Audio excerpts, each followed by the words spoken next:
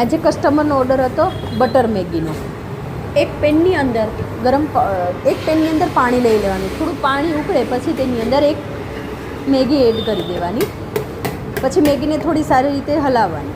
થોડી મેગી ઉકળી જાય તેની અંદર જે પેકેટની અંદર મસાલો આવે છે તે એડ કરવાનો. ગ્રાહકને એવું હતું કે ડબલ મસાલા મેગી ખાવી છે તો એક્સ્ટ્રા મસાલો એડ કર્યો છે અને ઉપરથી જે મસાલો એડ કરેલો છે તે અમારો ઘરનો બનાવેલો મસાલો છે. સારી રીતે બધા મસાલા એડ થઈ જાય ત્યારબાદ થોડું ઉકળવા દેવાનું. એકદમ મેગીને પકાવવાની નહીં. થોડી મેગી પાકી જાય ત્યાર પછી તેની અંદર બટર એડ કરી દીધું. અમે લોકો ગાર્લિક બટર અમૂલનું યુઝ કરીએ છીએ. આ સિમ્પલ બટર છે. પછી મેગી એકદમ ઉકળી જાય થોડીક ઉકળવા દેવાની.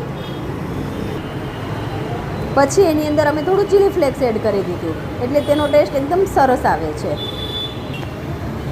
આ રહી યમ્મી મેગી રેડી.